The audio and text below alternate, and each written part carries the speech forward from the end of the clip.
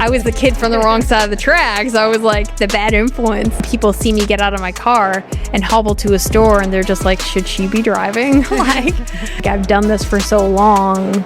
There's got to be something at the end, because my one regret in life is a photo I never took. Everyone you meet is fighting a battle you know nothing about.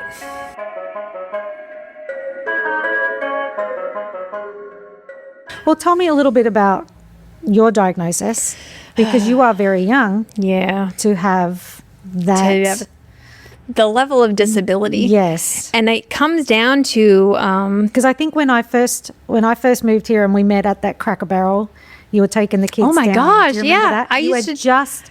Not too long, like you'd been diagnosed, but you were still... nothing was wrong when I was you were a little bit unsteady. I had balance issues. Yeah, but yeah. If you hadn't have told me, I would not have known. Right. Yeah. And now it's just progressed so far. Not in a wheelchair yet, so that's good. That's a good thing. But I also was diagnosed with a different form of MS. Because my mother-in-law has couple MS. years ago. So when you said that, I was like, oh, and she's fine. Right. She has the instability, but you have a different... I have a different cut. So there are three types. Remitting relapsing, which is what I was initially diagnosed with because they didn't know it was what I have. Remitting relapsing, I give people like little charts sometimes to like look at. You treat it like a bar graph almost. Like you have this baseline and then you have a flare and that brings you up, and then you have steroids or physical therapy, whatever, and then you go back down to your baseline and you go, and then over time that baseline goes up and up and up. But gradually. Yeah. And then it becomes what they call secondary progressive MS. And that is pretty much like you still have your flares, you can still have your remissions, but you do have a few symptoms that are probably now permanent. And your baseline is just constantly going up and up to where a lot of times, like for whatever reason, neurological diseases attack our walking first. So a lot of people will get drop foot, and a lot of people will lose their walking or have to be in a wheelchair. Is that what your first symptoms were? No, my first symptom was numbness. If I go back to hindsight, because MS is a hindsight disease. When I went to the doctor in 2018 to get diagnosed, I had this dizziness. I don't know how to describe it other than the fact that I just felt drunk all the time. Like I just felt unstable. And then I went to dry off my arms in the shower, and from here to here was like numb. I was like it just felt different. I was like, this is weird. So I thought it was just a day thing. And then the next day it was still there. So I called the doctor. I was like, a numb spot like that is not normal. Come to find out, she sent me to 5 different doctors to get a diagnosis. And now that I know what it is, the second someone says like numb spots, send them to a neurologist. Like it's definitely something neurological. Yeah, like that's not normal. No, she sent me to. She thought my dizziness. Did she just? She thought I needed glasses. She thought I was muscle strained with my eyes. She thought an ortho could help me with my arm. And when I called them, they were like, "We do bones." Like we don't work on skin, we don't work on nerves. Like you don't. Even a dermatologist. They didn't even make it right. It was like, and I was working with a chiropractor. I was like, and then come to find out, all the things that I was dealing with the chiropractor with were MS symptoms that we like. To a point, you think you can fix, but now knowing they're neurological issues, they're here to stay. So that was 2018. Diagnosed. My very first symptom, when we think back to it though, is called dysphagia. I have trouble swallowing, and a lot of people do. Like if you have dysphagia, you don't usually have MS, but when you have MS, dysphagia is one of the symptoms. I always thought the flap in my throat just didn't work because my stepdad had a shunt or a stent put in his throat to kind of keep it open because he had the same thing. And what I learned was like, if I just chew my food really well, it just goes down, it's fine. But dysphagia was one of my symptoms. And then in Hawaii, I didn't realize it, but in 2012, I was diagnosed with vertigo. Vertigo is also a symptom of MS. Not everyone who has vertigo has MS, but if you have MS, you probably have vertigo. But these things are like, as I talk back with a doctor, especially my doctor in Texas, she was so thorough. She was the one that diagnosed me with my actual disease, which is primary progressive MS. So you have remitting relapsing, which is you're up and down, but you always go down. Your secondary progressive, which is you're up and down, but you kind of stay up. Primary progressive, it's just a straight line. There's no up and down. There's like whatever what I was diagnosed with. Yes.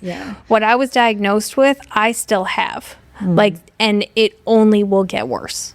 So the reason that they thought I had remitting relapsing was because I did have one symptom that went away. And so they thought it was remission. Like they thought it's called the MS hug. Right out like in your rib cage randomly. So I attributed it to nursing because I didn't know what it was. But I would go to like bend over, go to do something, and it would feel like a hug, like someone was like constricting my ribs, but then it would like release literally 3 seconds later. It lasted no more than 3 to 5 seconds. So it was just a weird feeling. And I did not know that it was what it was. But I have not had an MS hug in years. So they were like, oh, you had it and it went away. So you have RMS. Like, when my doctor in Texas looked at all my things and I was just getting worse, and I told her, I was like, I did have a doctor at Johns Hopkins in Maryland think that I had something more than MS. He actually tested me for ALS. He tested me for something starts with a T. I can't remember what it was, but he's testing me for things because my symptoms versus my lesions didn't make sense to him. Where are your lesions? So I have 6 lesions in my brain, but I have 9 in my spine. That is also indicative of PPMS, when you have more in your spine than in your brain, because it attacks your nervous system and your motor functions, your mobility. And the good thing, though, is that I was diagnosed with 5 in my brain and like 7 in my spine. So I have not had a bunch of lesions happen since I've been diagnosed. But the things that I have just keep getting worse. And really, it's right now, it's just my walking. And it's like, take everything, but don't take my walking. Like, I have teenagers. Because I know you've lost use of you, because you're right-handed. Oh, yeah. I'm now a lefty. Yes. So and that... you had shoulder I had a shoulder surgery, replacement. Right? Yeah. I've had 3 surgeries on my shoulder, but it's crazy how the initial frozen shoulder that happened with perimenopause. That wasn't anything to do with MS. But at the same time, MS was starting to affect my hand. So like my grip strength, my you do a neurological exam where like you just like tap your fingers, and like I can't do it on this side like the way I can on like this side. You can just do it, and this side I can't. Just like it all, I don't know, mushes together. There were also things that it's like, I have a Babinski reflex, which in your toes, when you like run a knife down your foot, your toes curl. Mine flex. Oh, interesting. And when they do that, they say that you're either under 2 months old or you have neurological damage. Oh, interesting. Okay. I also have clonus, which is really bad. Basically, it's the way I notice it. Whenever I'm like up on a toe or something and like go to put my foot down, my knee bounces. But it's my ankle too, and that affects how you walk and how you roll your feet. And so like you always have that instability. There's just... How long have you had to walk with a walker? That just started like... Because I think it's more for safety. I can use a cane, but I feel safer with the walker. That makes sense, because I did have some really bad falls out in public. And it was like, I'm not chancing that anymore. And especially like Craig was really worried. He's actually really, like, part of him has really loved being home because he doesn't like when I like go to like Costco by myself because it's such a big store. He's like, I take the scooters now, which my therapist had to put that mindset in my head of like, it's okay to get in the scooter. Like, you're not admitting defeat. Like, I was like, I know, but it's something where like, I am a strong, independent person from Boston. Don't take this away from me. Well, and if he didn't know you wouldn't know. Right. Like just looking at you. Yeah. Nobody would. Oh, I remember when I got my handicap placard, I felt so guilty having one because people at the time could not see anything wrong, but it was more like, okay, if I use it at Target, I walk into the store fine, but then you walk around the store and then you go to the register and then like to go back to the car, that's when I'm exhausted. Like that's when the fatigue kicks in. I was like, so I need it for after, not really before. Now I need it for everything. Now I feel bad like when people see me get out of my car and hobble to a store and they're just like, should she be driving? But I did ask my neurologist about that. I was like, how come driving doesn't affect me the way walking does? And she said, as long as you have this up and down strength, you can move your pedals. And then they also make things like when you lose that, you can get hand driving things. I was like, okay, so. I mean, I've seen people without legs driving. Right. Like, I mean, it's possible. So, it's just a new skill you'll have to. Right.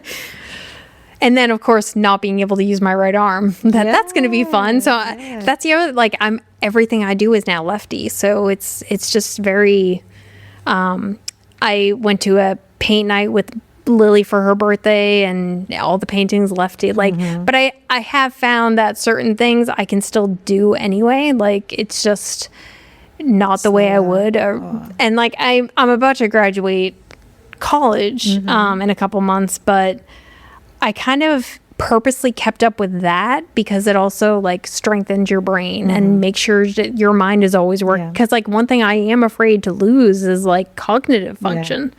Even just sitting here talking to you, you remember a lot more than I do. So I think that I'm attributing that to my menopause. Right. And I'm hoping to get that back. But I'm impressed by the things that you can remember and the names. I think that's like, I impress myself doing that. It's like, but then there are things where I'm just like, I should remember this. Why don't I? Like, I'm forgetting words in sentences. And so Craig said that too. He's like, I think that's just getting older. It is part of perimenopause, but it messes with you because you're like my first, when I started having the symptoms, one of my best friends is in hospice care.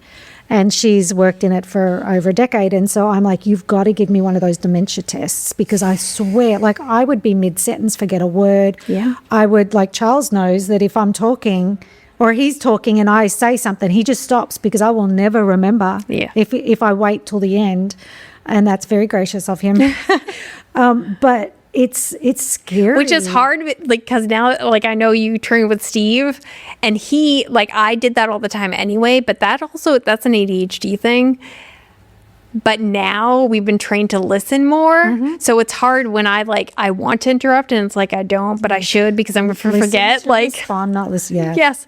Listen to respond, not listen, or listen to listen, not respond. Not to respond, yeah. That's the hardest thing because I'm a talker. Yeah. Obviously. Yeah. So what is your degree in again? Astronomy. That's right.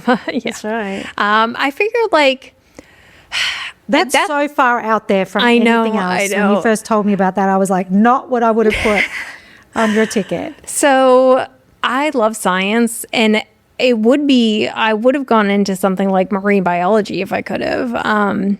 But I also knew physically I couldn't do things like that. But when I started this degree in 2022, I was not as bad with my disability. So in my head, I'm like, it'll take a couple of years and maybe whenever we move, I'll be able to, our goal at the time was to move back to Maryland. And I was thinking about working with the Smithsonian's because I love the Natural History Museum. I was like, I can set up like displays for them or shows or whatever. And now I'm at a point where it's like, I can't really be relied on to be an employee of someone, like, unless I'm working from home or remote, or it's something where like, hey, come in when you can. The Living Museum's right down the street and they have a planetarium. One of my classes, it was called Tools of the Planetarium. And for my final grade, I had to make a planetarium show and gear it towards a field trip, like elementary or middle school kids. And my daughter, she's obsessed with Percy Jackson novels. So I did a whole show on basing it off Percy Jackson and all the Greek, because like obviously constellations are also based off that, and it all worked in, and she loved it, and I was like, that was really fun. So I was like, well, maybe I'll do that. And then NASA's down the street. I was like, do they need research? I don't know what to do. Like, and I actually sat Craig down and I told him, I was like, so I know that I've been pursuing this degree for 4 years now, and I'm about to be done. But what if I don't do anything with it? Like, what? He's like, so what? Like, it's fine. Just you've not hurt anything. There's that guilt that shows up again, where it's like, I feel like I should, like, I've done this for so long. There's got to be something at the end. And he's like, there doesn't have to be. Like, if you just want to do it, like, and now, if I don't go on, then maybe I'll just get a master's. I don't keep going. Be a perpetual student. Well, and the good thing is too, like, we're also not paying out of pocket for it right now, because I do have grants that cover it as long as I keep a certain GPA and all that stuff. It's like, if I was paying for it, I'd stop. But as of right now, it's like, maybe just keep going. I don't know. Is there, do you miss, what's, I know that we talked earlier when we were waiting to get everything set up, and you said this wasn't. It's not supposed to be like not this. supposed to be this way, and we can both say that, right? Like when you're a kid, obviously you were not thinking this is what my life was going to be. And when I was a kid, I never thought about living in America and being married to an American and having 3 kids and grandkids. Like, I mean, I wanted to be married. I wanted to have kids, but it never in my wildest dreams would have I thought it was in America. And I know that this is not anything in your wildest dreams. So, like, is there something that you feel like, I don't know, what are those emotions? Big emotions. So, I guess I will still describe it this way, but I used to say I feel like I'm living a fairy tale life compared to the way I grew up. I grew up in a house where my parents hated each other, and they hated us because they hated each other. And it was very much like, put on a show for the rest of the world. And I'm also the oldest daughter of 3. And can I just tell you, I think what you share is hard, okay? There are, and what you just said, and I'm only interrupting because I will forget. You're fine. Nope. What you share it's real life, it's raw, it's authentic, but it's hard. And there's a lot of people who they just show their highlight reels. Yes. And I remember you posted something on Facebook about Nick. Did he tried to take his life, or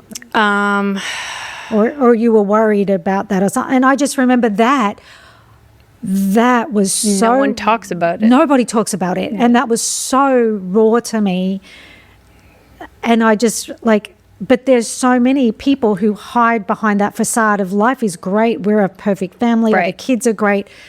And it's not that your life isn't great. You have a phenomenal husband who loves you more than life itself, more than you could probably have ever wished or hoped or dreamed, given how you were raised. Right. You have 3 wonderful children. You're here. Right. I try so hard to see past my disability, but I can't, because like it's such a focus on the top of things that it's like, try to remain grateful. Try to remember that this is like how far you come. Try to like... So there were definitely times where I, like, especially I think back to last month for Craig's retirement, and we saw a lot of people that we have not seen in a long time, and some of them have not seen me with a walker or with a cane, and I had my walker for the retirement. The day is not about me, it's about him. At the same time, you can't, that guilt is always there, like the oldest child guilt. Like, I feel that all the time. But like you were saying with Craig, I've known him since we were 12. We didn't start dating until we were 16, but I've known him a really long time, and I describe him as like my knight in shining hour, because even back then, when things were really bad between my sister and me, between my mother and me, between my stepdad, I remember the first time he met my stepdad, who's a great guy now, but back then all he heard was the bad stories of how I grew up. I just thought in my head, please don't punch him in the face. Please don't punch him in the face. Like, I couldn't believe that, like, one, it was a surprise thing. He wasn't supposed to be where we were, and he was. And I was like, oh my God, Craig's going to meet my dad. Like, that's really bad. And then it was fine.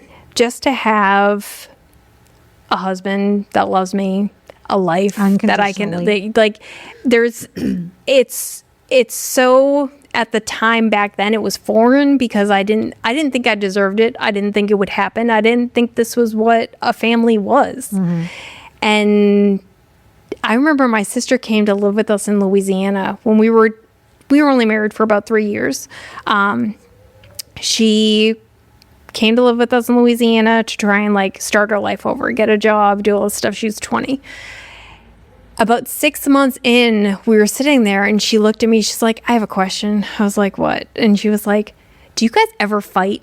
Like, do you ever like argue? Does he like, I mean, because the way we grew up, coffee tables thrown across the room. Every dinner was a fight. Every night, it was like, no, like, it's crazy how like, as an outsider kind of living with us, to see how our life was and how life should be. Mm-hmm. And so I was definitely trying to show her, like, this, you can have this too. Like, right? Oh my God. He, like, his parents are amazing. He had like the Leave It to Beaver life. Mm-hmm. Like, they all love each other.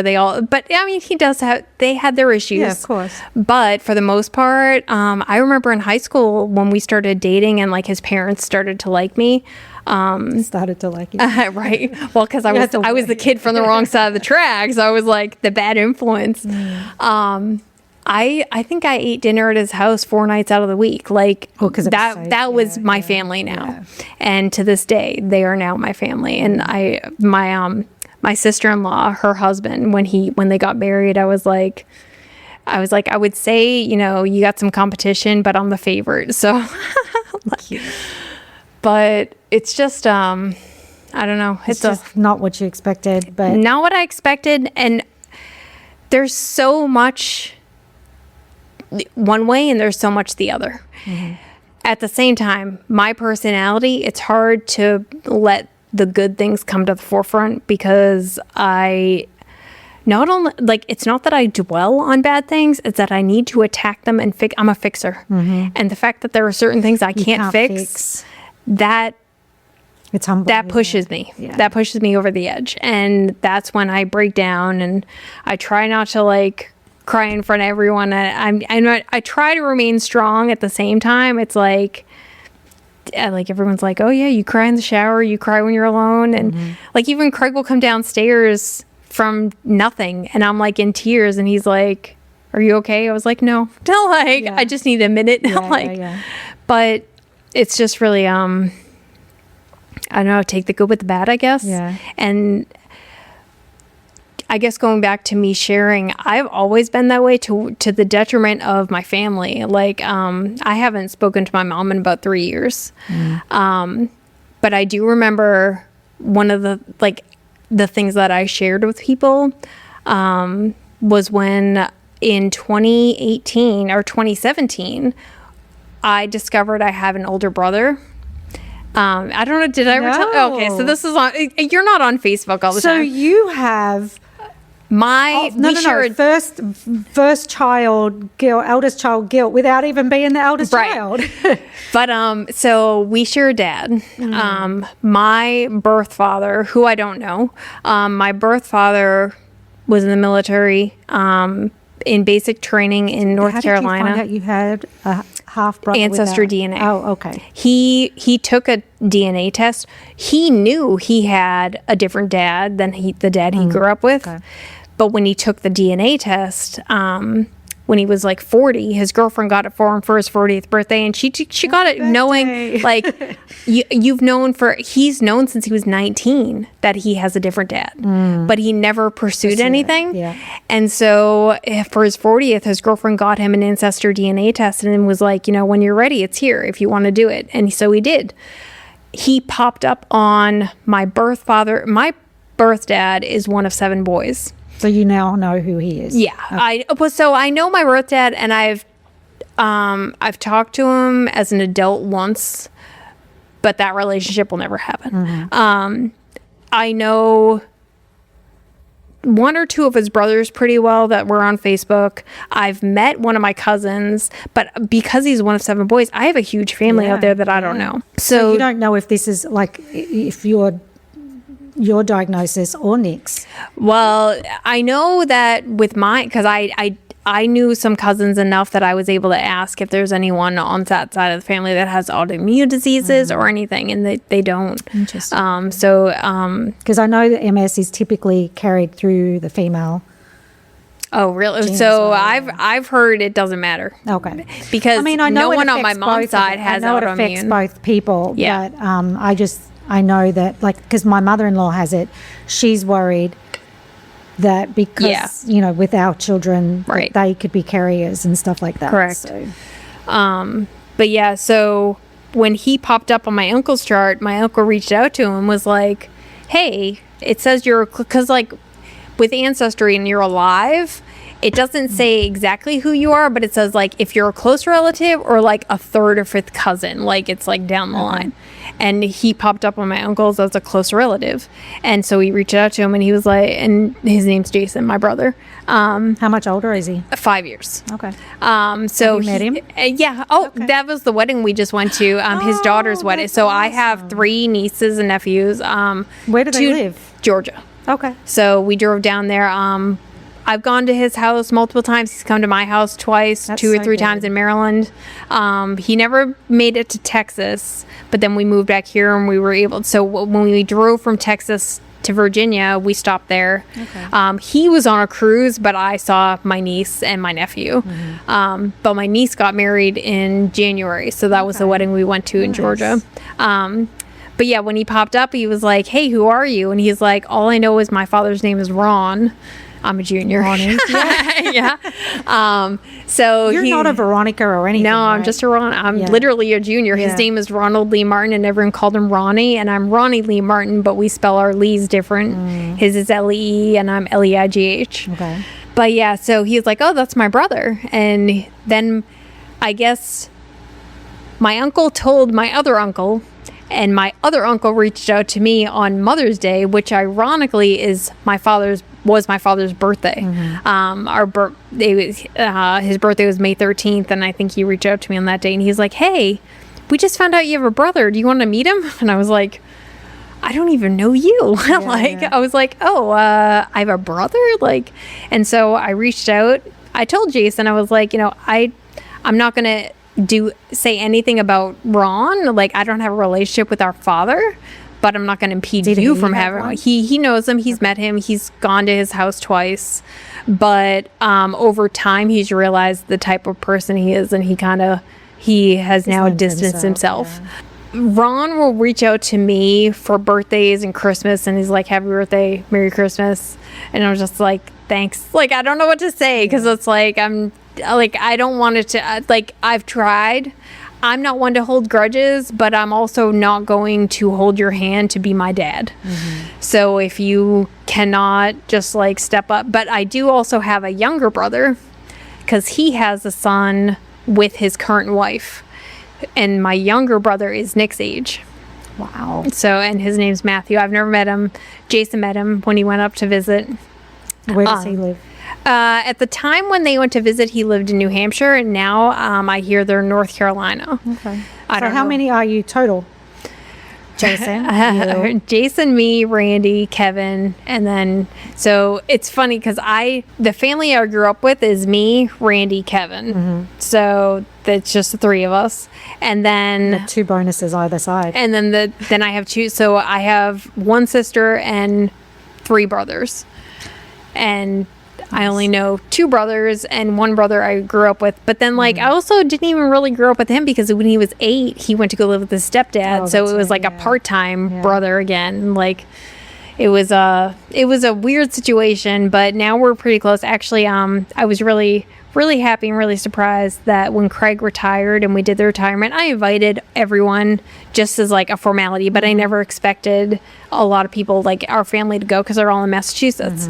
And my brother came with his wife. And in 24 years of military life, he's never visited me before. Wow. So it was really awesome. Like, I kind of feel bad to everyone else who was there, because with me, Randy and Kevin in one room together, it was like all we did was pay attention to each other. Like, because we also realized granted, my kids were there, but they're older. Their kids are all younger.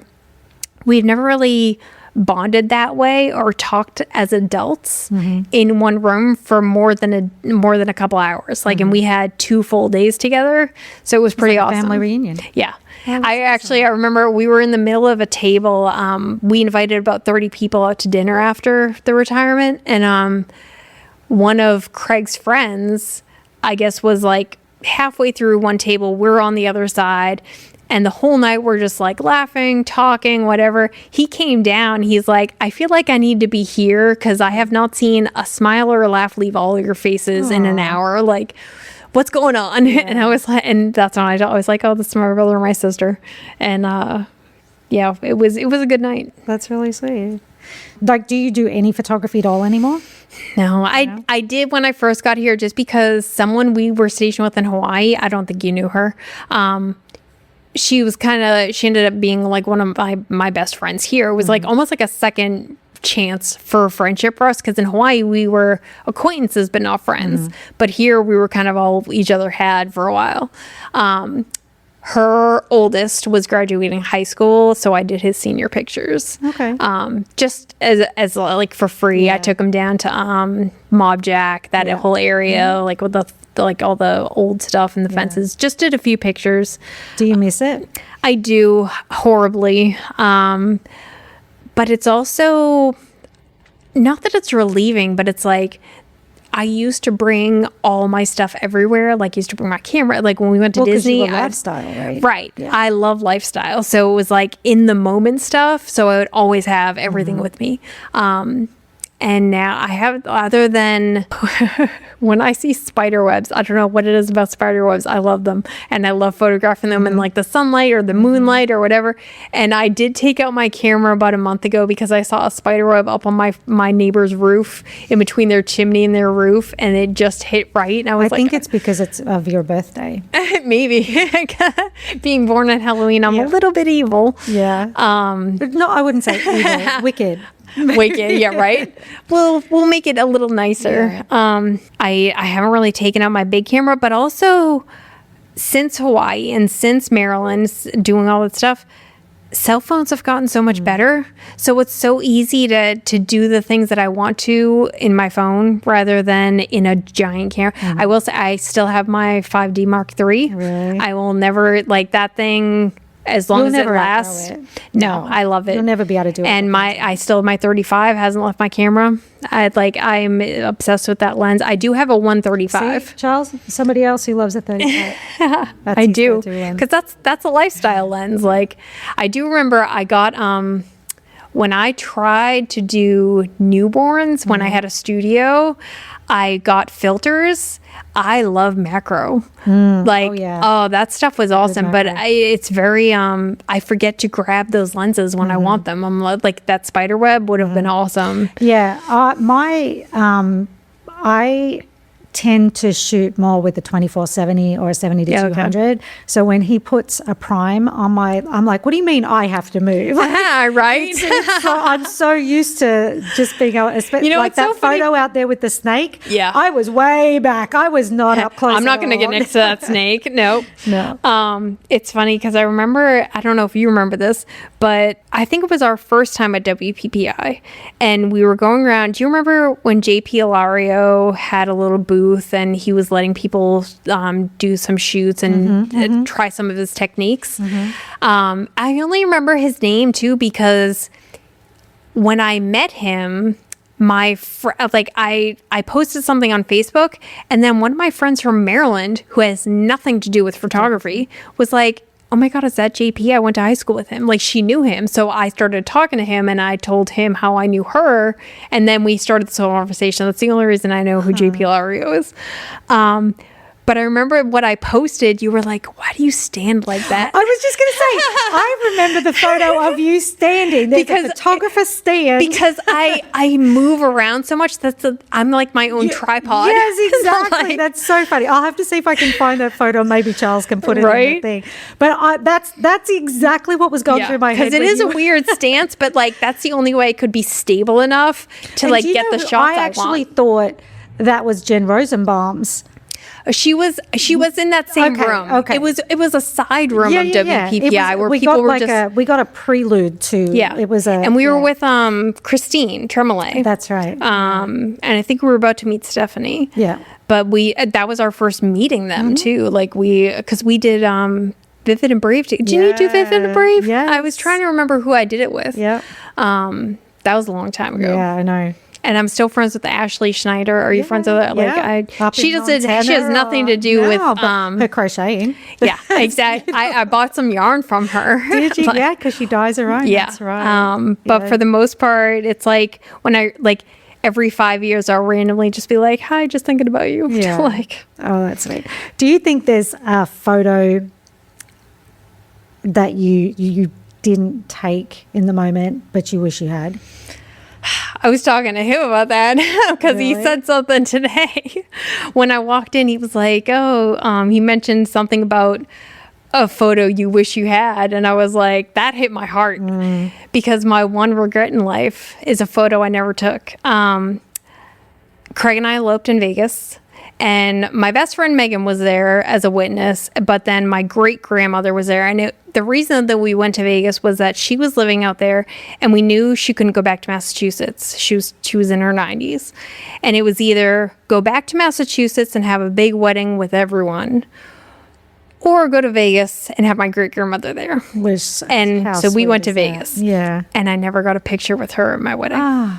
You know what? My nana, I had 3 nanas alive when I got married. Oh my gosh. And my nana Clara is still alive. She's 96. May have just turned 97 because her birthday was in February. And still kicking, still being spicy little 4'9" nothing, like whatever. Right. And she was at my wedding. My step nana was at my wedding, and my mum's mum, my nana, my favorite, for want of another word, just because I grew up with her, right, was at my wedding, and we got photos of me with Nana Clary, with Nana Cooper, but not with my Nana Richards. And it's one of my biggest regrets. So when my daughter got married, I'm like, you need photos with your nanas, with your grandmas. And it was just, that was the one thing that was so important to me because I missed it. Yeah. And my mum flew in for her wedding. My husband's parents flew in. Colin's grandma flew in. Like, it's so important. And I missed that. Yeah. Like my nana, I've got photos of my nana at my wedding. Right. But just not that formal. But no, well, even, I don't know. I think as like a photographer, you forget unless it's written down. Mm-hmm. Oh, yeah. And went Craig's retirement. No family photo. Like I didn't, and I don't even have a photo of me and him alone. My friend, you have to bring him in. Let's take some. Right. Let's do that. He's all bearded now, and I love the beard. That's all right. But yeah, I was like, I have a photo. I was sitting and I took a picture of him up there with the kids when he gave them all their certificates, and he had a gift for them. But I didn't get a family photo, and I didn't get one of just me and him. Do you know who did when my husband retired? Liz McMurray. Yes, and I still follow her. She lives out here in Virginia now. Okay. Out towards West Virginia. Right. I think I remember looking it up where it was like beautiful. She's still like 3.5 hours Yes, away. Gorgeous. And she's still stunning. But she was that girl next door stunning, right? Yeah, she did. And that's what it reminded me of, because there's no photos of Doug and I together, but I'm up on stage with him, Right. him with giving the kids, But like an actual photo Yeah, that like, you could frame and put up like now I'm the same. Like and then all the pictures of me up there with Craig, I didn't realize my walker was behind me. So my walker is on all the pictures, and that just bothers me. I'm just well, you know, we can take that out with AI. And that's what like all my friends are, because I don't do Photoshop, and they're like, Ronni, it's easy to take out. I'm like, I know, but I don't, my mind doesn't go that way, but because at the same time, it's part of who you are now. I know. Right. And then that's something else where it's like, but this is you. Yeah. And that's hard to accept, because like I don't know, like I just remember when I started using my walker everywhere, it was like, fuck, like why? But it's keeping me safe, and it's keeping me out of a wheelchair. Yeah. But I did buy a little like travel wheelchair, because when we went to DC. Well, didn't you need one for Busch Gardens as well? So I have a motorized scooter for Busch Gardens. Yeah. And I do use that, because that is a huge girl, park. That's genius. Yeah. Well, if you want to spend any time there, I think back to like 2019 was our last Disney trip. And we were there for 7 days. And out of all 7 days, I only used a motorized scooter one day. And it was because I was like, you know what? It's halfway through. I'll take a break. It was Epcot. And all we were doing was eating around the world. Because it was the Food and Wine Festival or Christmas something. It was like you could trade in your dining points. All dinners could be 3 snacks. And the entire like all the world was like, they had a whole thing of snacks out, and so every kid got 15 snacks. Oh, that's awesome! And so all we did was eat. And you wouldn't need dinner. Yeah, and it was like, you know what? I'll use the scooter then. But for like, I remember, like, I can't even fathom walking through a parking lot that big now, let alone going to Disney without cane, no anything. I just walked. I was like, the things you take for granted. It's like, just appreciate the fact that, like, that's why I reached out to you too, because like everyone's like, oh, well, when they want to like go out to coffee, and then I'll go with some friends, and then they want to go to a store, they want to go to the mall, they want to go. It's like, you can't. No, I'm gonna, like, because I can't just walk around places, or you will never have to worry about that with me, because you can ask Charles. I hate shopping. I will go in. I will get exactly what I need. And I will leave. Online shopping is amazing right now. I'll go to Costco with you though. If you want to do Costco. That is one thing. It's like I try to take, because I have the scooter. So it's like I'll go around up and down every aisle, because I'm not walking it. I love, this is going to sound bizarre, but as much as I hate shopping, love grocery shopping. When I'm stressed, I walk the grocery store. It's cathartic. I love it. Because like it also... It's a planner in your head, because you're also thinking about ahead to the meals you're going to make with the food. But also, nothing throws me off more than when a grocery store redesigns itself and I can't. I hate that. It is the worst. The Fort Meade commissary did that to me between living there, going to Hawaii and coming back. It was all opposite. And I was like, what did you guys do? I'm used to shopping to the right. And now I've got to go. So like, you know what aisles to skip. You know what aisles to go down quick. Yep. You know where in an aisle you need to be. And it's like, you just messed up logically, everything. In my head, a good grocery store has fruit and produce to the right. And when I walk into a grocery store and it's I on see the left, it throws me right off, because that means the freezer's on the right. And like the Victory Yorktown Kroger, it's backwards. Like everything, like the bakery and the fruit and veggies is to the left and the freezer's to the right. That is weird. Yeah. Yeah. But then think about Walmart. You walk into Walmart, fruit and veggies. Everything's on the right. Like the freezer's on the same, but I'm thinking photography stuff. Is there anybody, let's go with anybody, that if you could photograph anybody in the world? Anybody in the world? Yeah. Oh my gosh. And it doesn't even have to be famous. It could be anybody. I can't think of any. Maybe it's because my mindset is now, because I can't do lifestyle anymore. I love landscapes, and I paint landscapes a lot. Where would you like to do it? I think back to, like, I'm so grateful for some of the pictures I have hiking in Hawaii, but things like national parks, Glacier. Like, I want to go to Glacier so bad, and I don't care what, if Craig has to wheel my ass up the mountain, like, I'm going to go to Glacier. Yeah. I know I can't go to Antelope Canyon, and I wish that I had gone before I was disabled, because to get there, it is a walk through, like you had to walk through the desert, and it's kind of like down ladders and Craig a wouldn't whole. carry you. He probably would. Like I wouldn't put it past him, don't ask him, but 'cause he will, yeah. at like even the ladders, I saw some. My friend went last year for spring break and has pictures of her kids coming down the ladders, and I'm just thinking I could go down, but I couldn't go back up. Yeah. Because I don't have it's called neurological fatigue, but I have neurological fatigue in my thighs, so I can't lift. Like even walking up, I have 3 steps from my garage to my back door, and those are the steps I have to take every day, and those are the worst steps ever. Like I have to hold onto the wall. If I start with the wrong leg, I have to go back and start with the right leg. It's like and it's just the fact that I don't know what it is.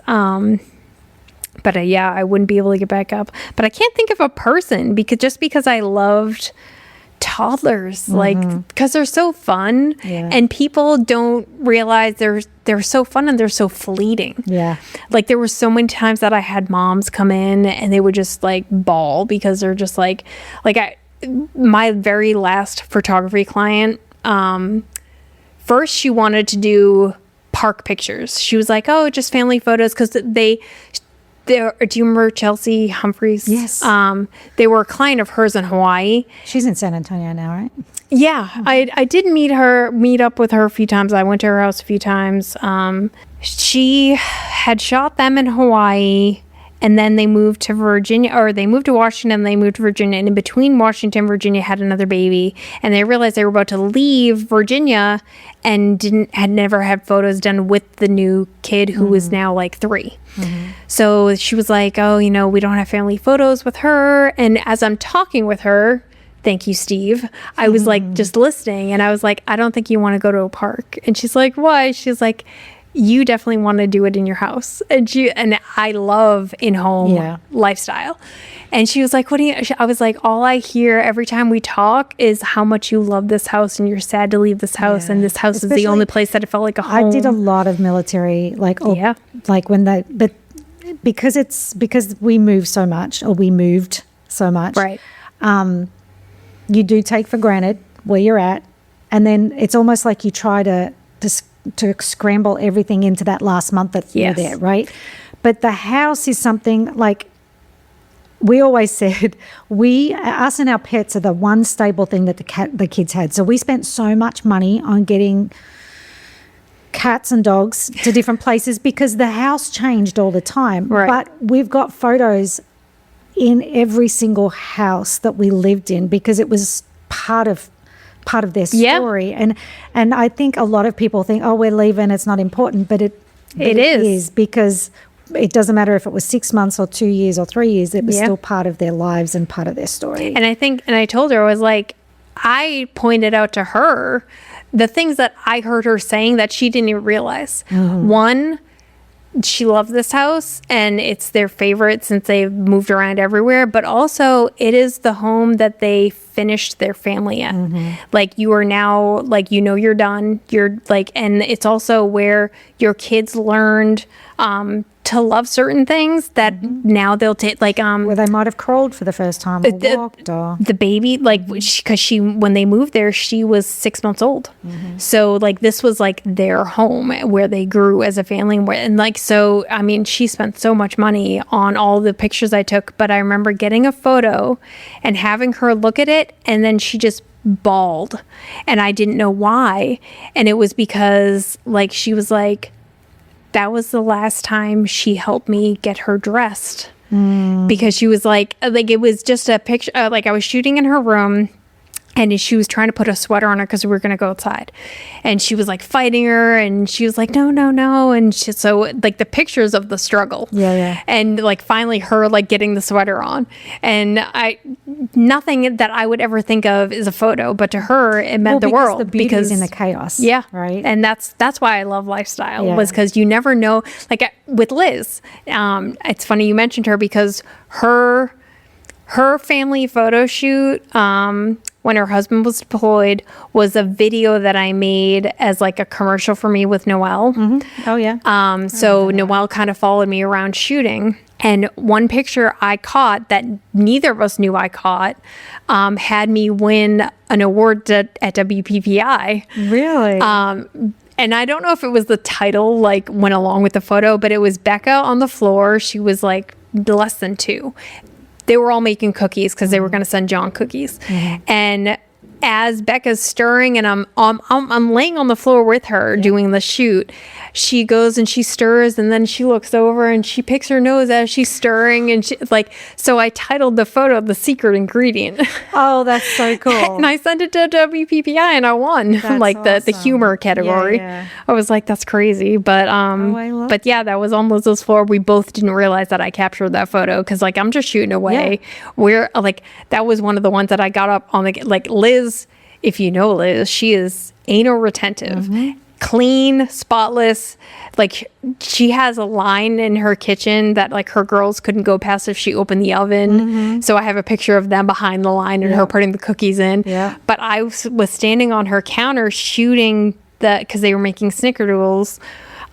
So they were rolling it in sugar and I was shooting down, and me being on the counter was like giving her a heart attack because I was like, I'm sorry, I'm just gonna, like, I didn't bring my ladder. And then 2, as I got that shot, her oldest had taken 2 little fingers and licked them and put them in the sugar and licked them again to eat the sugar. And so I'm shooting and like the first shot, it's just clear. And the second shot, you see 2 little fingerprints. Oh, I and I was like, I love this shoot so much. This is why I love what I do. Like, there's those small, tiny details. Yeah.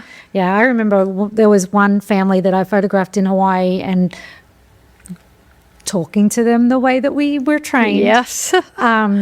When I asked the dad why he loved to take his son to the park, he said because he reaches up and he grabs my hand, and I love the fact that it's just him and me walking across the street to the park. And I thought it was going to be, you know, I love playing soccer with him over on the field or whatever it was. Yeah. And I remember asking him, like, what would it mean to you for me to be able to get a photo of his hand in your hand? Yeah. And he said, I'm about to deploy, and when I come back, that hand's not going to fit the same. So it would mean the world to me. And you know that big 5-piece, when I designed artwork for them, that's the photo that I had in the middle. And that was, you know how we're always taught, you give them the gift, the treasure afterwards. Yep. And the mum was looking at the piece of artwork and she's like, well, why shouldn't we put a family photo in the middle?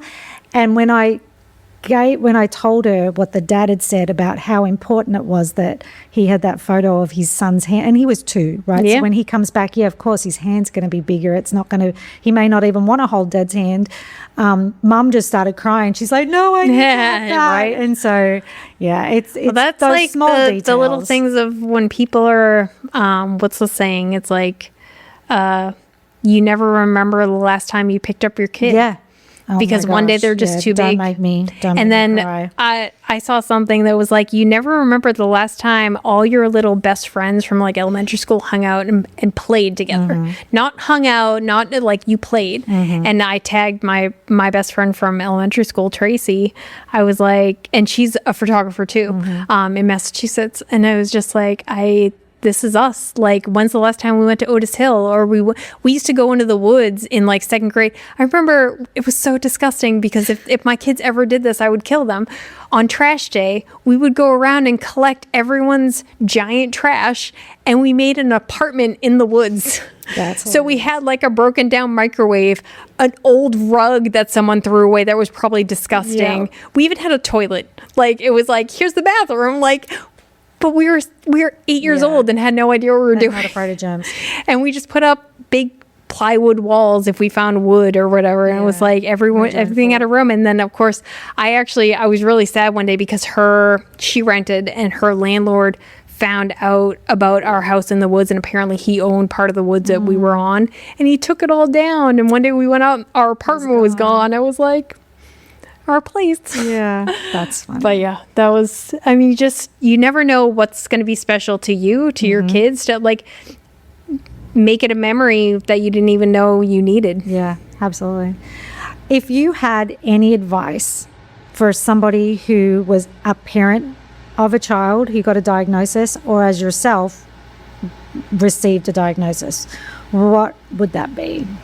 You're not alone. Like, I love the fact that you said earlier, like, you talk to the 4-star generals and stuff about stuff that they can't talk to other people about, right? Like, it's hard.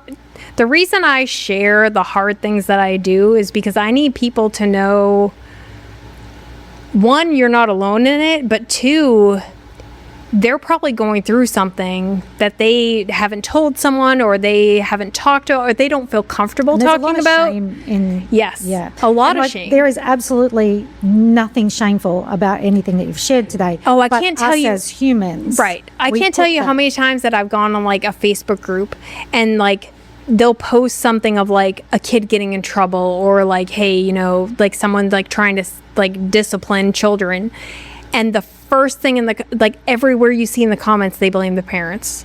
Oh, we're the parents. Oh, well, they had some great upbringing. And it's like, and I get so, it's one of those, like, you write a whole thing and then you erase it because you're just like, you're not going to change anyone's mind on Facebook.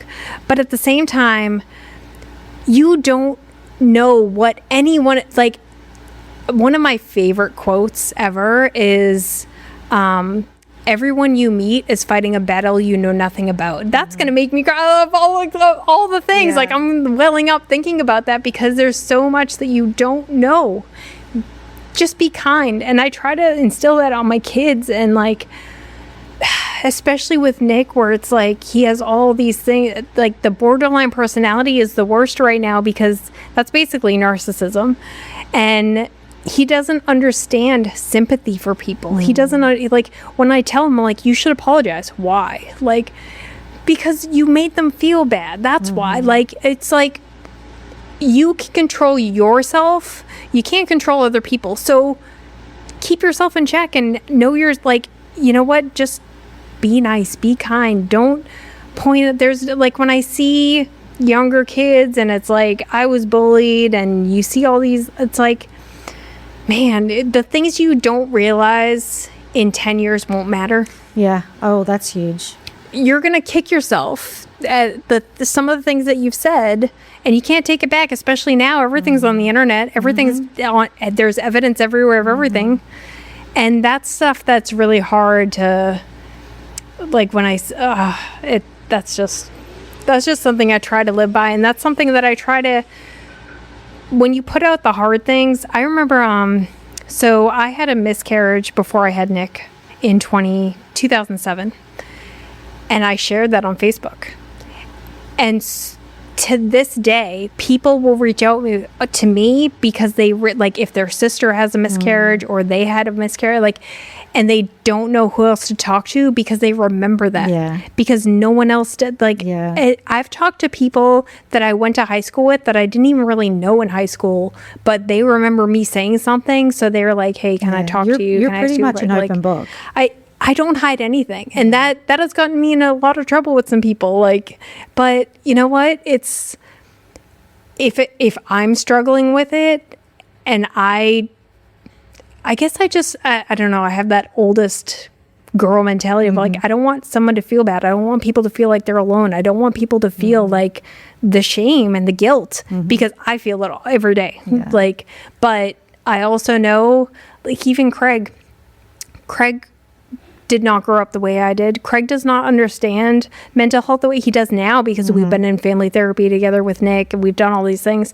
But in the beginning, it was really hard for him, and he had to share some things with like his supervisors because he had to take a day off to go to court. In the military, that's really hard because once you share, it's in your record.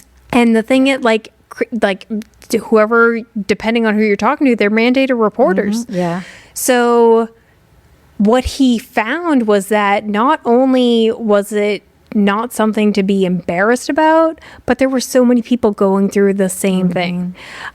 He's been at conferences and people come up to him and be like, hey, you know, we know a mutual friend and he told me about you because my son's doing the same thing and going through the same thing and got the same diagnosis. Like, or when he worked at the Pentagon, his supervisor, his wife has MS. So it was also like sharing that part. Like, don't be afraid because you just never, like, I've had it surprises Craig, but I've had some of his little commanders reach out to me and say like they're going through a similar situation. Like I said, like generals, it's everyone you meet is fighting a battle you know nothing about. And here you are at the end of your military career, because it was yours as well. I know Craig was the one with the rank. I know. But as a military spouse, they couldn't do it without us. Yeah. Right? So kudos. Congratulations. Thank you. I know, now we're civilians. Like, and the military does a really good job of making you think you can't survive without them. But here we are. Right? Are you up for some fun questions now? I'll do a couple of fun ones. What's something completely random that you obsess over? Chewing. And this is like so gum? weird. No, chewing equally. People don't, like, when I tell people, I don't have any OCD capabilities. I'm a mess. Because that sounds... But when I put something in my mouth, like, let's say I have 2 M&Ms. One gets one side, one gets the other. If I have 3 M&Ms, one gets one gets the other gets split, and then when the other gets, like, I have to chew equally. Like, and I don't know if it's like, if I have cavities, they're going to be equal. Like, I don't know what it is, but I remember telling that to Christine Tremblay one time. We were in Vivid and Brave, and she asked me something about it. She's like, like a random fact that people don't know about you. I'm like, I obsess over every bite I put in my mouth. Like, I have to chew it equally. And it, like, if I have a piece of steak and I chew on this side 12 times, I have to chew on this side 12 times. So I'm a little OCD like that, in the sense that, like, I remember I used to have to stir my coffee 6 times. Because that's the perfect amount. I had to. Like, I think I was a little stressed, maybe. I don't do that all the time now. It's not something... But there are certain things that something is constant in my day. And it's the one thing I can control. Right? Yeah. Sometimes it's the little things. That's right. What TV show or movie could you deep dive into for hours? Jurassic Park. Really? Which one? The first one. Okay. I saw Jurassic Park when I was 12 years old in the movie theaters 6 times. Like, I remember going and then can you even imagine nowadays going to the movie 6 times and how expensive that would be? Well, like, I remember how cheap that was. I know, but I went and saw The Greatest Showman. Oh, yeah. That many times by myself. I think I went once with a group of friends, and then by myself on a random matinee. Yeah. And I just cried every single time, like it was the first time seeing it. Yeah. That was actually the first musical that Lily was introduced to, and she, at 4 years old, knew every word. When that came out, Nick was obsessed with Minecraft. I think he was like 8. And the day after he saw it, he had made a circus tent in his Minecraft world. Oh, that's awesome. And he made like a line and he was dressed as like a ringleader. I was like, that's pretty awesome. Yeah. But that is one show that everyone knows. Yeah, I would say Jurassic Park. Like, I love that movie. And it's funny because Craig and I had nothing to do on Sunday, and we went to Costco in the morning, came home, and it wasn't the original Jurassic Park, but he put it on Jurassic World because I don't know if he was just like, oh, well, she likes it, and I can watch it. But Jurassic World, which is the first one with what's his name? I can't even think of it, but Bryce Dallas Howard is in it, but it was filmed on Kauai. And we saw it in the movie theaters, Craig and I did, when I think we were in Maryland. Every time that kid opens the hotel doors, I bawl because all I think about is like life in Hawaii. And I can't, it's like Moana. I can't watch it without crying because like Hawaii, you either loved it or you hate it, and it stole my heart. I did love Hawaii. Yeah. I loved living there. I felt like it was a gift not a lot of people get. Right. And we got to do it. The things that I've seen, 99% of the world will probably never see. Yeah. Like the hikes that I've done and the fact that I did them. Yeah. Because one thing that I remember was talking to Craig about retirement and how I wanted 10 years in Hawaii. I was like, I don't care what happens, but once the kids leave, let's just go back to Hawaii for like 10 years and do all the things. And I can't do a single one anymore. So Hawaii is off the chart. But you got to do it while you could. Yes. And like, even the day that we went to Maui, all the things we did that we shoved into one day. I remember Do you remember Sarah? I can't pronounce her last name. I don't remember, but she was in Jeff.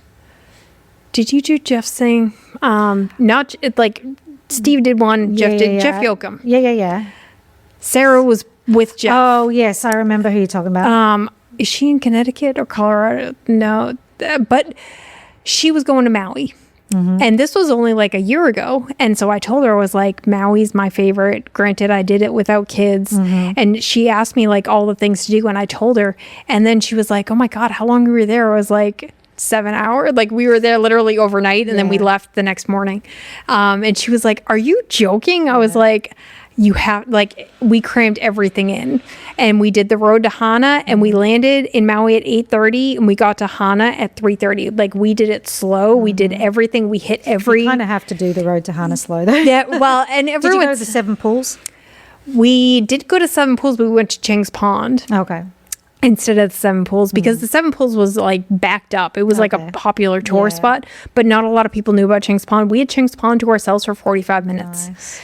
And it's one of those that like you park at mile marker 45, you walk back, you go down an overpass, and there's a pond like and a waterfall, and it's amazing.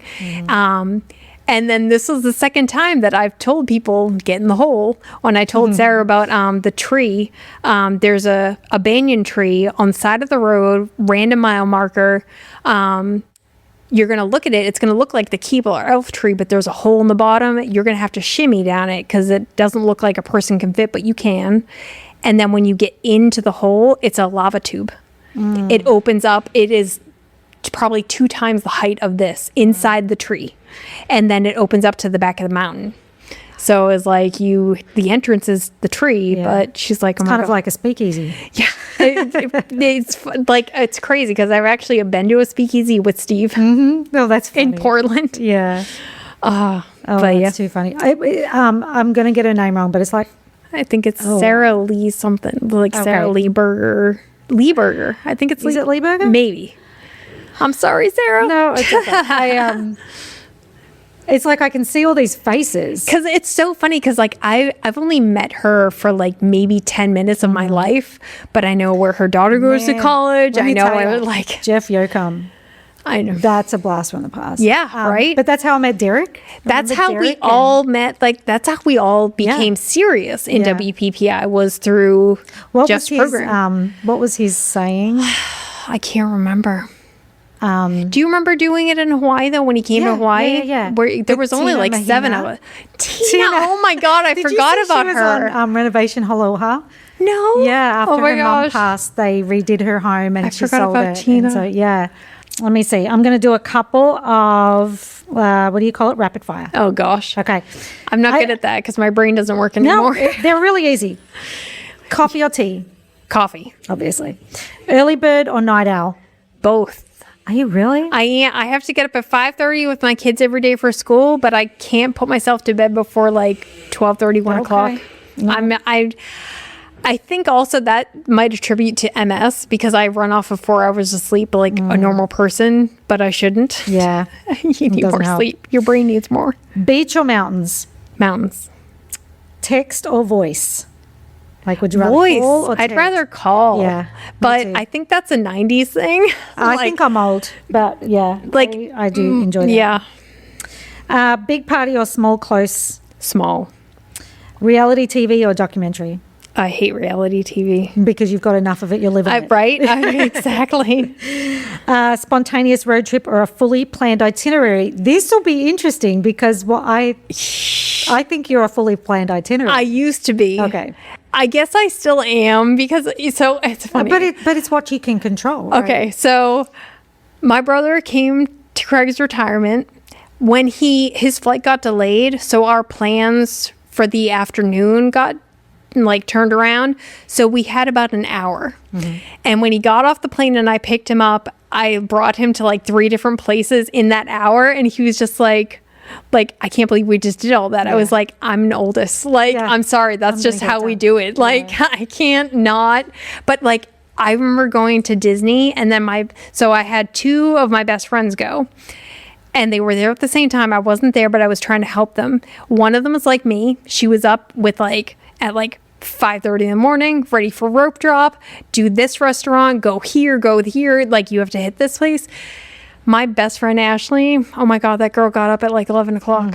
I was like, you just missed all of Disney. Like, what are you doing? Why aren't you at the park right now? That drove me crazy. Do you, you can go with the flow, obviously.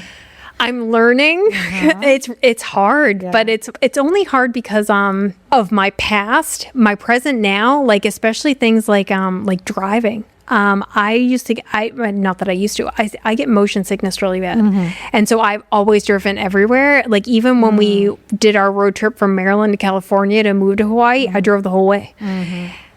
But now there'll be times where like I'll just get in the passenger seat and Craig's like, I get to drive. I'm like, I don't have the energy for it right now. So I'm trying to chill the fuck out. But that's hard. Good. Yeah, no, it is. Do you, like, I'm the kind of personality that when we go on girls' trips or we go do something, I'm just happy to be with them. I don't care what we do. I wish I could. Do you remember Lindsay? Do you remember my friend Lindsay? Yes. She's not a photographer. Yes. So our girls' trip at the end of both of our stays in Hawaii, we both wanted to do something. We went to Kauai for a night. And I remember her texting her mom because it was like 5:30 our time in the morning, but like it was like 11 p.m. or 11 a.m., whatever their time. And she was like, only with Ronni would I wake up at 5:30 on a weekend without my children, like because I had planned for us to go, because you can only see the Nepali coast from a boat or from the plane, and the planes weren't going out, so I had rented a boat, but we had to be on the dock by 6. Oh, wow. And she was like, "Why did you do that to us?" I was like, "I want to see the Nepali coast before I leave." It is beautiful. Do you have photos of that? I do. Okay. I do. And we went in the little secret beach, the hidden caves. Like, it was awesome. And then we got to go snorkeling with these giant blackfish. I don't even remember what they were, but they were not the humus. Yeah. Did you ever snorkel Hunama Bay? I did. And I snorkeled that when I was pregnant, which was a bad idea because my stomach kept hitting the coral. Oh, yeah. And so I had to stop. But then Craig and I went to, do you ever do Electric Beach? Yeah. We went to Electric Beach, and going out there was not a problem. But the day before, at the drop off, someone saw like a lemon shark. There were things out there. Yeah. So going out there wasn't an issue. Coming back, my body had a panic attack, and I could not put my face in the water and swim. And so Craig had to lifeguard me back to the shore because I was like, maybe it's because I can't see behind me. Yeah. So I didn't know if something was coming up, and then it wasn't our island. I want to say it was Maui. There was a tiger shark that day that someone saw. So I just had sharks on my mind. And I love sharks. I went swimming with sharks up in Honolulu. I was going to say, did you do this? Yeah, we did the cage. I kind of felt bad for all those sharks because they're trained to hear the boats and come up now. The guy was telling us, he's like, oh yeah, this used to be a fishing line, so they would come up because they expected food. Now they just hear the sounds of the boats and come up. But I'm just like, well, feed them because they're coming up for food. Yeah. But not me. Don't feed them. Right. I don't want to get in there, but that's no, nice. that was Hawaii, man. That has my heart. It does. All right. We've talked about just about everything, right? And remembered everything recently in Hawaii. I know that you're not actively photographer or anything like that anymore.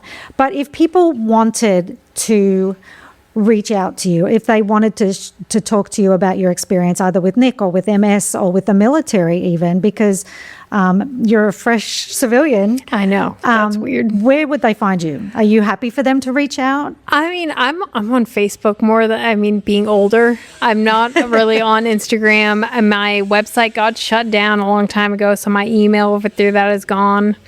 Is it okay if we share your Facebook? Okay. I mean, it's a very recognizable name. You can search me. But it's also, I'm pretty active in some of my support groups because I will say, especially with MS, the one thing that I thought of was go and join all these support groups because that's how you're going to get information.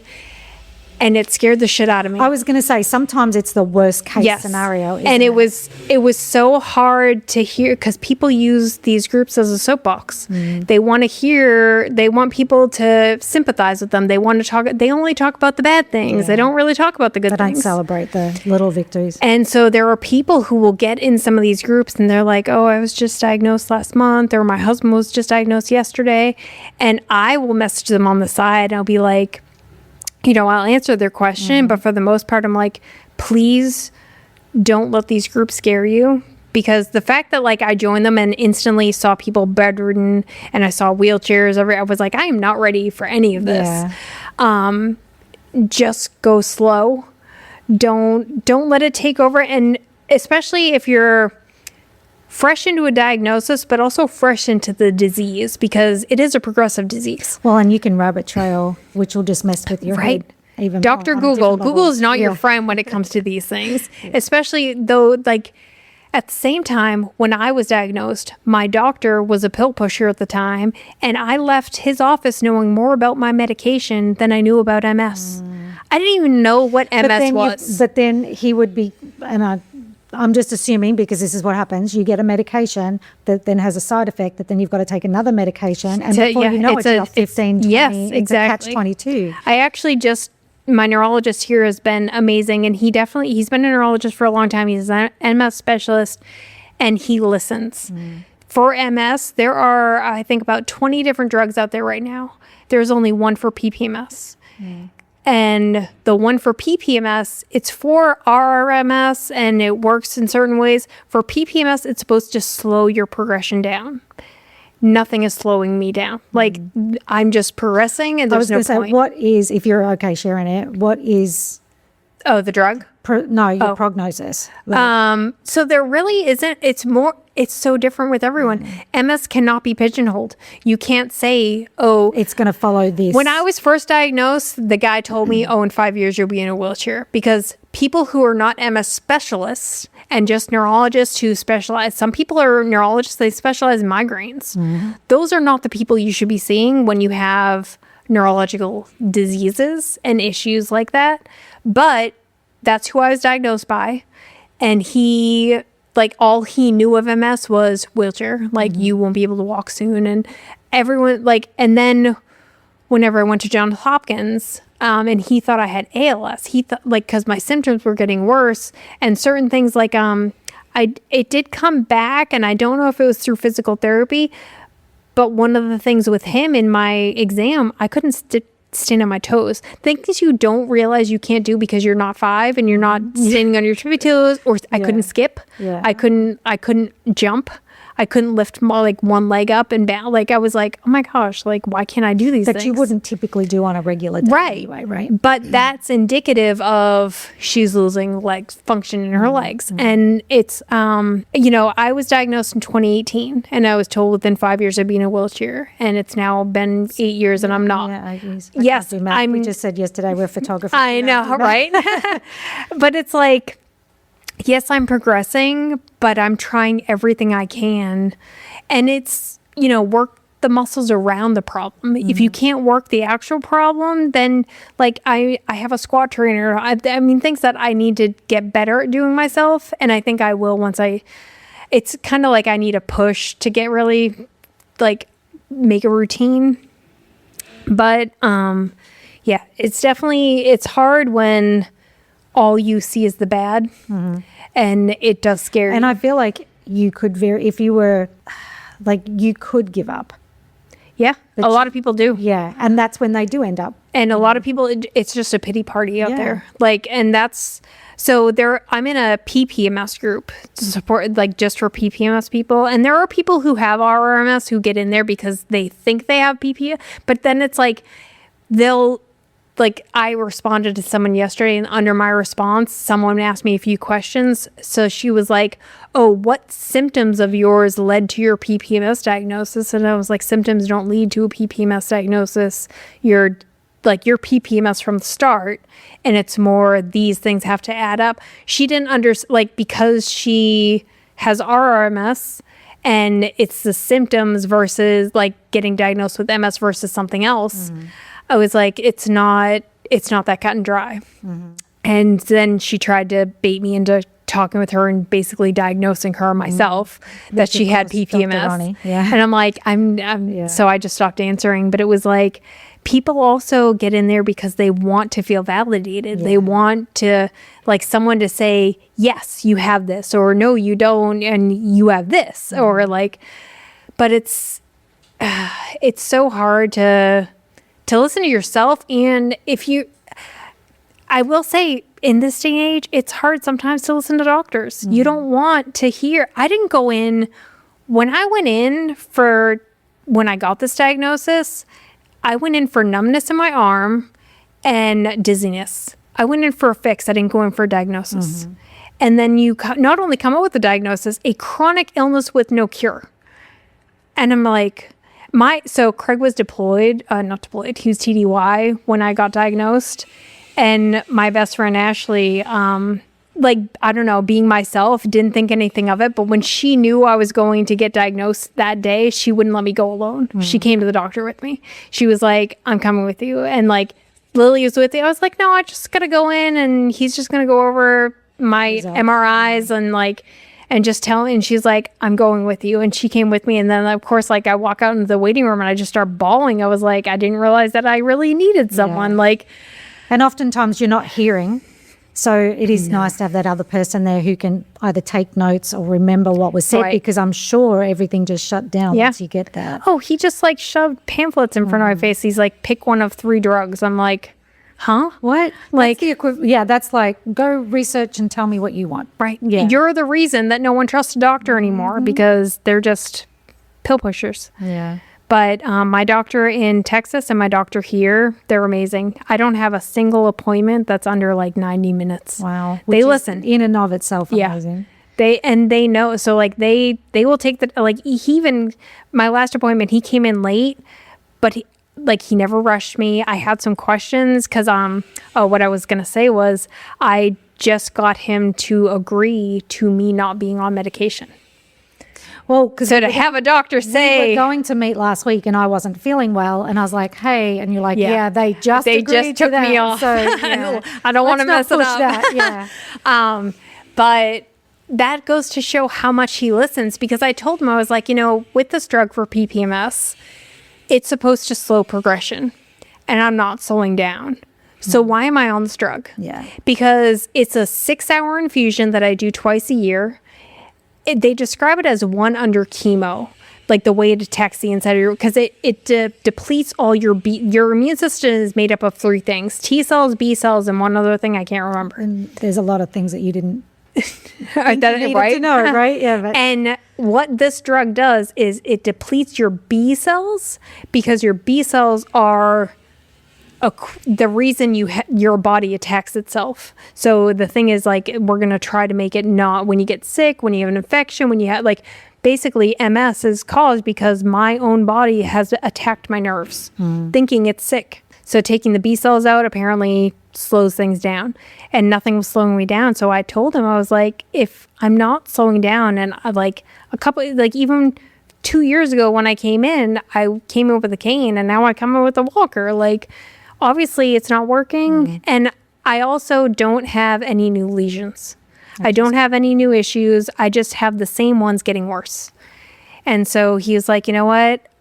I'll say yes if we do, like, now instead of yearly MRIs, I go twice a year. And then there's a blood test out there that actually people need to ask their doctor if they haven't done it yet, but it's called the Octave test. And it can tell in your body. It's a blood work test that takes about a week to get results, but it measures like the inflammation in your body. It measures all these things, and it can tell if you're more susceptible to getting new lesions. Oh, wow. And 7 to 10 is really bad, and 4 and under is really good. And I was a 2.5. Oh, good. So I was like, my Octave test was a 2. I don't have any new lesions, and I haven't since, I think it's been 6 years since I've had a new lesion. Granted, it's also one of those, is that because of this drug? Or is it, but I'm also, there are things that I've done myself to reduce the inflammation in my body and to try and not get the sicknesses that might, like, I mean, when I gosh, when I have a fever, I am knocked, like I can't function. I can't get up. I can't get out of bed.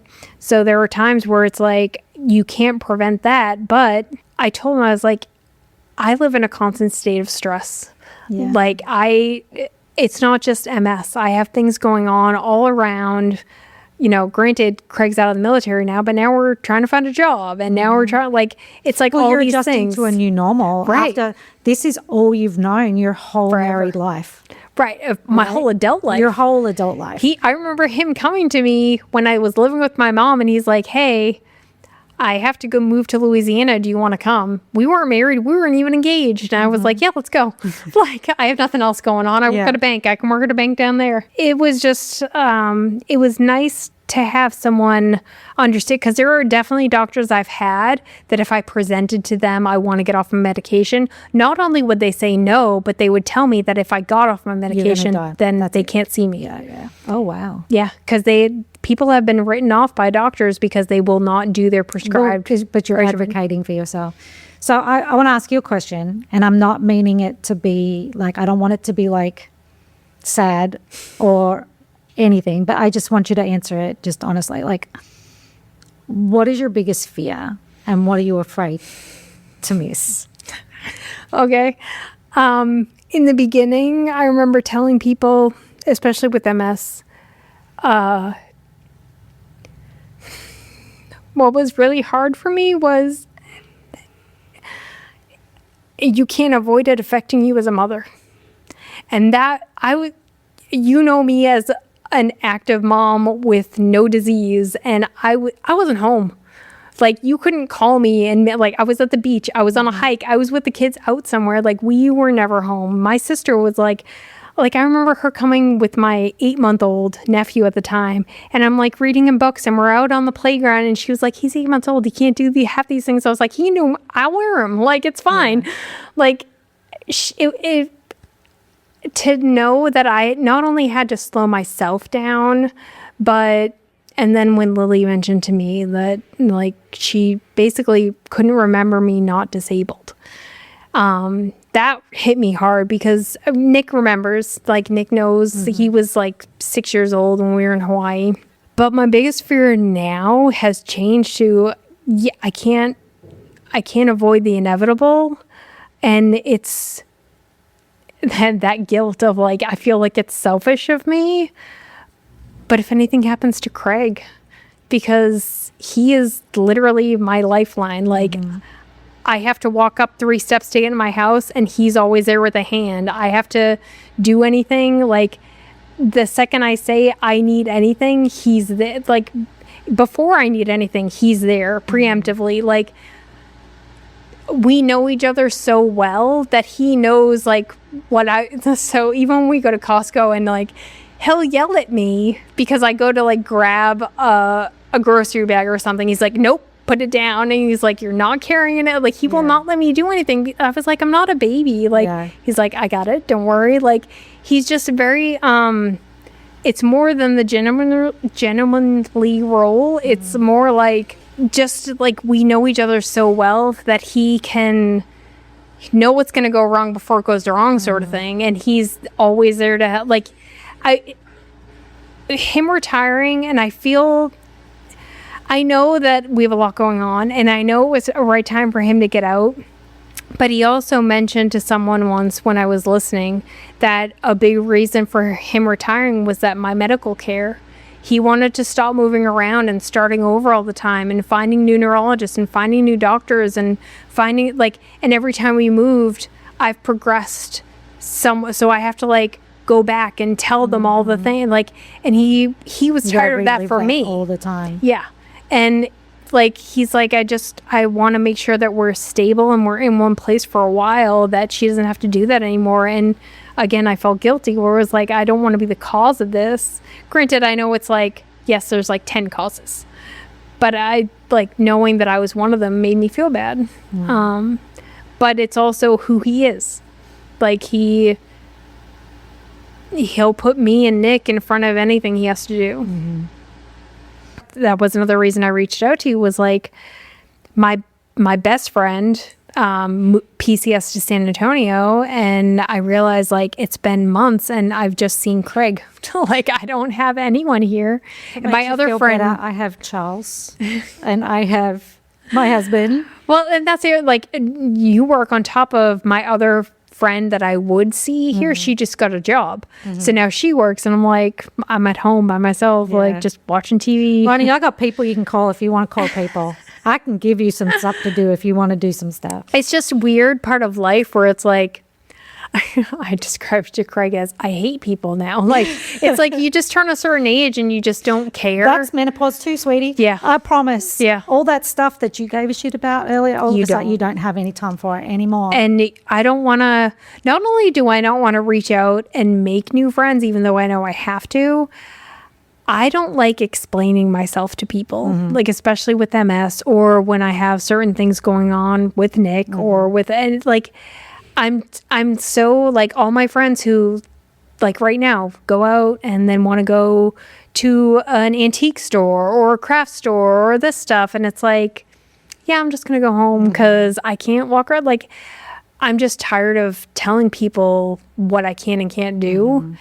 But also I think that like it's a subconscious thing in my mind where like it brings to the forefront why I can't do these things, and that's frustrating to me. Yeah. Well, we'll have to just spend some more time together. Sounds good to me. I'm gonna bother you. Yeah, that's fine. Trust me, it'll be all good. So hopefully that was painless as possible. I know, I'm a talker. No, that's good. Gives Charles lots of stuff to work with. You have a lot of stuff to work with. So, is that good? Yep. You're good? Just tell her, okay, let's do a photo shoot. Oh yeah, we're gonna do a photo gosh. shoot. Yep, you have to.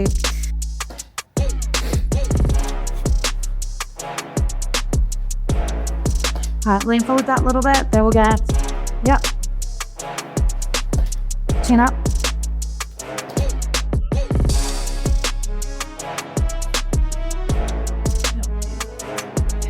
Cameron's your mother. Oh, I love that. My daughter has her. She know you, yeah. Second. Yeah, we do need. Do some goofiness. Goofy. Great, that's awesome.